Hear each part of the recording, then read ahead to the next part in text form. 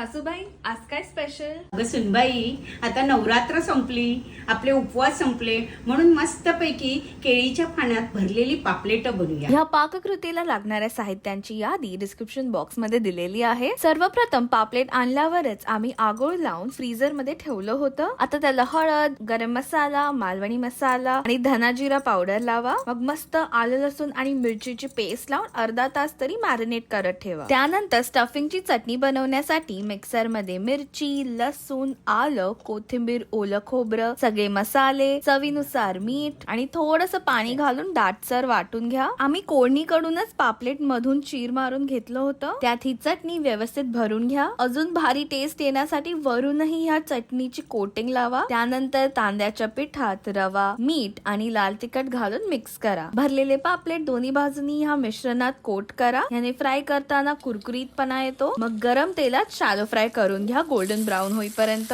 आता हे तळलेलं पापलेट आपल्याला केळीच्या पानात गुंडाळायचं आहे. मग डिरेक्ट फ्लेम वर किंवा अशा जाळीवर ठेवून 5 मिनिटं दोन्ही बाजूनी भाजून घ्या. ह्याने सुगंधही वेगळा येतो आणि चव तर एकदम भन्नाट तंदूर सारखी येते. पानातून काढा आणि गरमागरम सर्व करून आस्वाद घ्या या चविष्ट भरल्या पापलेट फ्रायचा. मस्त बाहेर पाऊसही पडतोय आणि त्यात हे गरमागरम फिश फ्राय म्हणजे जन्नतच. तुम्ही सुद्धा ट्राय करा आणि तुमचा फीडबॅक कॉमेंट्स मध्ये द्या.